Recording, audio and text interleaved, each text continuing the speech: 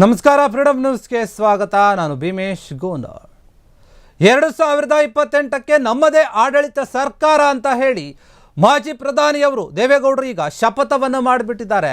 ಏನು ಮುಂದೆ ಚುನಾವಣೆ ಬರುತ್ತೆ, ಆ ಚುನಾವಣೆಯಲ್ಲಿ ನಾವೇ ಗೆಲ್ತೀವಿ, ನಮ್ಮ ಒಂದು ಸರ್ಕಾರವೇ ಅಧಿಕಾರಕ್ಕೆ ಬರುತ್ತೆ, ನಮ್ಮ ಪಕ್ಷ ಬಹುಮತವನ್ನು ತೆಗೆದುಕೊಳ್ಳುತ್ತೆ ಎನ್ನುವಂತಹ ಒಂದು ಮಾತುಗಳನ್ನು ಆಡಿದ್ದಾರೆ ಮಾಜಿ ಪ್ರಧಾನಿ ದೇವೇಗೌಡರು. ಈ ರೀತಿಯಾದಂತಹ ಒಂದು ಶಪಥವನ್ನು ಮಾಡಿದ್ದಾರೆ. JDS ಪಕ್ಷಕ್ಕೆ 25 ವರ್ಷ ಪೂರ್ಣ ಆಗಿದೆ. ಆ ಒಂದು ಸಮಾರಂಭದಲ್ಲಿ ಮಾತನಾಡಿರುವಂಥದ್ದು ದೊಡ್ಡ ಗೌಡರ ಒಂದು ದೊಡ್ಡ ಮಾತು ಏನಿದೆ, JDSಗೆ ಒಂದು ದೊಡ್ಡ ಬಲ ಅಥವಾ ಹೊಸ ಉರುಪನ್ನು ತಂದಿದೆ. ರಾಷ್ಟ್ರೀಯ ಪಕ್ಷಗಳ ಒಂದು ದರ್ಬಾರ್ ನಡುವೆ ಕಾಂಗ್ರೆಸ್ ಪಕ್ಷ ಅದಾವು ಮತ್ತು ಏನು BJP ಇತ್ತು, ಅವ್ರ ಮಧ್ಯೆ ಎದ್ದಂಥದ್ದು JDS. ರಾಜ್ಯಾದ್ಯಂತ ಪಕ್ಷದ ಒಂದು ವರ್ಚಸ್ಸನ್ನು ಬೆಳೆಸಬೇಕು, ಹೆಚ್ಚಿಸಬೇಕು ಮತ್ತು ಅದರ ಜೊತೆಗೆ 2028ಕ್ಕೆ ಸ್ವಂತ ಬಲದಿಂದ ಅಧಿಕಾರಕ್ಕೆ ನಾವು ಬರ್ತೀವಿ ಅಂತ ದೇವೇಗೌಡರು ಹೇಳ್ತಾ ಇದ್ದಾರೆ. ಯಾರು ಪಕ್ಷದ ವಿರುದ್ಧ ಮಾತನಾಡಿದಾರೋ ಅವರ ವಿರುದ್ಧ ಕೂಡ ಕಿರಿಕಾರಿದ್ದಾರೆ. ನೋಡಿ, ಈಗ ಮುಖ್ಯಮಂತ್ರಿ ಆಗಿದ್ದವರೇ ಅವತ್ತು ನಮ್ಮ ಸರ್ಕಾರವನ್ನು ತೆಗೆದು ಹಾಕಿದ್ರು. ಆಗ 18 ಜನರನ್ನು ದೆಹಲಿಗೆ ಕರೆದುಕೊಂಡು ಹೋಗಿದ್ರು ಅಥವಾ ಕಳಿಸಿದ್ರು ಅಂತ ಮಾತನಾಡ್ತಾ ಇದ್ದಾರೆ. 2 ಬಾರಿ ಮುಖ್ಯಮಂತ್ರಿಯಾಗಿ ಕುಮಾರಸ್ವಾಮಿ ಅವರಿಗೆ ಅನುಭವ ಇದೆ. ಯಾಕಂದರೆ ಮುಖ್ಯಮಂತ್ರಿ ಆಗಿದ್ದಾರೆ ಅವರು ಈ ಹಿಂದೆ 2 ಸಾರಿ. ರಾಜ್ಯದ ಸಮಸ್ಯೆಗಳ ಬಗ್ಗೆ ಕೂಡ ಅವರಿಗೆ ಅರಿವಿದೆ, ರೈತರ ಬಗ್ಗೆ ಅಪಾರ ಒಲವಿದೆ ಅವರಿಗೆ. JDS ಮತ್ತೆ ತಲೆ ಎತ್ತಿ ನಿಲ್ಲಬೇಕು ಅಂತ ಹೇಳಿ ಪ್ರಧಾನಿ ಕರೆ ಕೊಟ್ಟಿದ್ದಾರೆ. ಮಾಜಿ ಪ್ರಧಾನಿ ದೇವೇಗೌಡರು ನೋಡಿ, ಇಷ್ಟು ಇಳಿ ವಯಸ್ಸಾದರೂ ಕೂಡ ಅವರು ಮಾತನಾಡ್ತಾರೆ. ರಾಷ್ಟ್ರೀಯ ಅಧ್ಯಕ್ಷರಾಗಿ ಅವರೇ ಇದ್ದಾರೆ ಮತ್ತು ರಾಜ್ಯಾಧ್ಯಕ್ಷರಾಗಿ HD ಕುಮಾರಸ್ವಾಮಿ ಅವರು ಮುಂದುವರಿತಾರೆ ಅಂತ ಹೇಳ್ತಾ ಇದ್ದಾರೆ. ಈ ಒಂದು ನಿರ್ಣಯ ಏನಿದೆ, ರಾಷ್ಟ್ರೀಯ ಒಂದು ಕಾರ್ಯಕಾರಿಣಿ ಒಂದು ಸಭೆಯಲ್ಲಿ ತೀರ್ಮಾನ ಆಗಿದೆ. ರಾಷ್ಟ್ರೀಯ ಅಧ್ಯಕ್ಷರು ದೇವೇಗೌಡರು ಮತ್ತು ರಾಜ್ಯಾಧ್ಯಕ್ಷರು ಕುಮಾರಸ್ವಾಮಿಯವರು 2028ಕ್ಕೆ ನಮ್ಮ ಆಡಳಿತ ಸರ್ಕಾರವೇ ಬರುತ್ತೆ, ನೋಡ್ತಾ ಇರಿ ಅಂತ ದೊಡ್ಡಗೌಡರು ಹೇಳ್ತಾ ಇದ್ದಾರೆ. ನಿಜಕ್ಕೂ ಕೂಡ JDSಗೆ ಇದು ಒಂದು ದೊಡ್ಡ ಹುರುಪು, ಒಂದು ಶಕ್ತಿ. ಯಾಕಂದರೆ ಅವರೇ ಒಂದು JDSನ ಬಲ. ರಾಷ್ಟ್ರೀಯ ಪಕ್ಷಗಳ ಒಂದು ದರ್ಬಾರ್ ಇತ್ತು, ಆ ಸಮಯದಲ್ಲಿನೇ ಎದ್ದು ಬಂದಂತಹ ಪಕ್ಷ ಇದು. ರಾಜ್ಯಾದ್ಯಂತ ಒಂದು ಪಕ್ಷದವನ್ನು ಸಂಘಟನೆಯನ್ನು ಜಾಸ್ತಿ ಮಾಡಲು, ಸಂಘಟಿಸಲು ಈಗ ಮುಂದಾಗಿದ್ದಾರೆ. 2028ಕ್ಕೆ ತಮ್ಮ ಸ್ವಂತ ಬಲದಿಂದ ಬಹುಮತವನ್ನು ತೆಗೆದುಕೊಂಡು ನಾವು ಬರ್ತೀವಿ ಅಂತ ಹೇಳ್ತಾ ಇದ್ದಾರೆ.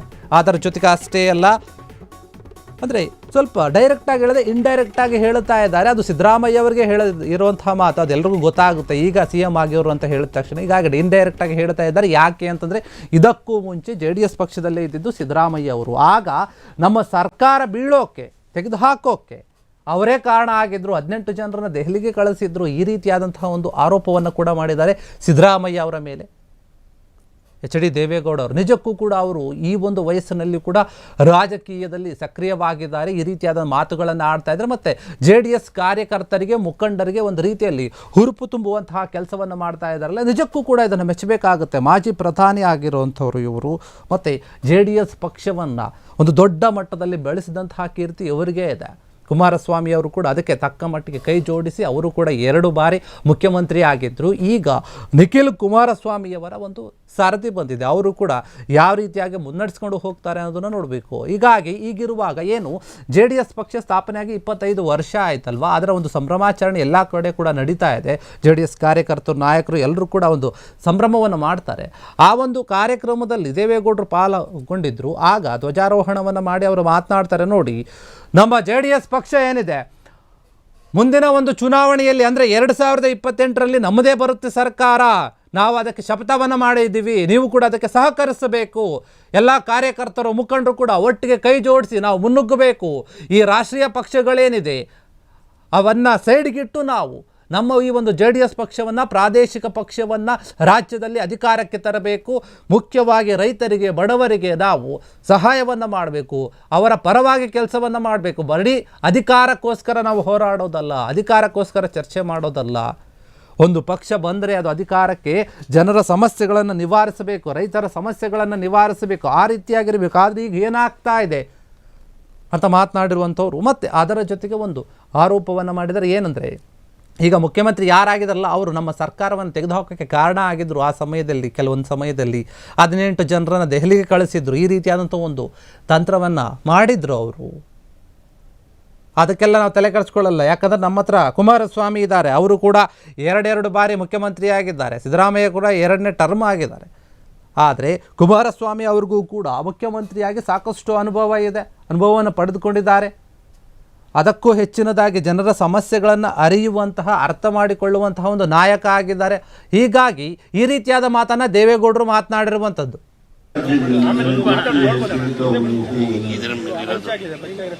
ಅದರಿಂದ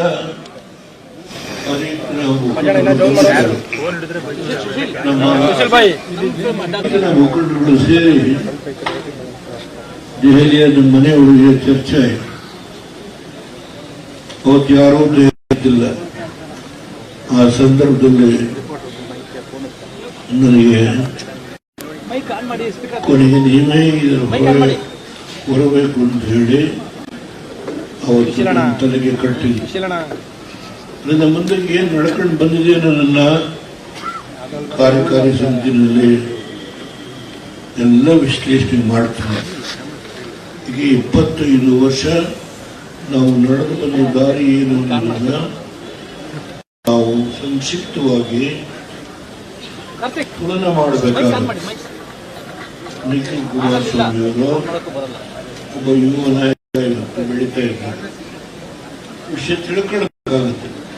ಹೇಗೆ ನಾವು ಈ ಪಕ್ಷ ಯಾವ ನೋವನ್ನು ಅನುಭವಿಸ್ಕೊಂಡು ಯಾವ ನಾವು ಇವತ್ತು ನಿಮ್ಮ ಪಕ್ಷದ ಲಕ್ಷಾಂತರ ಜನ ಕಾರ್ಯಕರ್ತರಿದ್ದಾರೆ.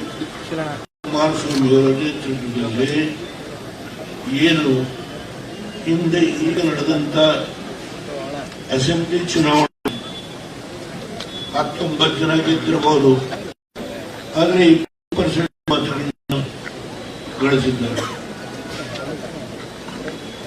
ಪಾರ್ಲಿಮೆಂಟ್ ಚುನಾವಣೆಗೆ ಪಂಚರತ್ನ ಕಾರ್ಯಕ್ರಮ, ಜಲಧಾರೆ ಕಾರ್ಯಕ್ರಮ ಸುಮಾರು 1 ವರ್ಷ ಇಡೀ ರಾಜ್ಯಾದ್ಯಂತ ಸುತ್ತಿದೆ. ರಾತ್ರಿ 1 ಗಂಟೆ, 2 ಗಂಟೆ, 3 ಗಂಟೆ ಸಭೆ. ಜನರ ಒಂದು ಬೆಂಬಲ ಅಷ್ಟೊಂದು ಬಹಳ ಉತ್ಸಾಹದಲ್ಲಿ ಜನ ಅವತ್ತು ಬೆಂಬಲ ತೋರಿಸಿದರು. ಆದರೆ ಕೊನೆ ಚುನಾವಣೆಗೆ 1 ದಿನ 2 ದಿನ ಮುಂಚೆ ಗ್ಯಾರಂಟಿ ಅಂತ ಹೇಳಿ 5 ಗ್ಯಾರಂಟಿನೂ 4 ಗ್ಯಾರಂಟಿನೂ ಹೇಳಿದ್ರು. ಆ ಗ್ಯಾರಂಟಿಯಿಂದ ಬಡವರೆಲ್ಲ ಸಮಸ್ಯೆ ಬಗೆಹರಿದಿದೆ, ಜನ ಆನಂದವಾಗಿದ್ದಾರೆ ಅಂತ ಹೇಳಿ ನಮ್ಮ ಆಡುವ ಪಕ್ಷದ ನಾನು ಅದರ ಬಗ್ಗೆ ಚರ್ಚೆ ಮಾಡ್ತೇನೆ. ಹಳ್ಳಿಗಳಿಗೆ ಹೋಗಿ ನೋಡಬೇಕು.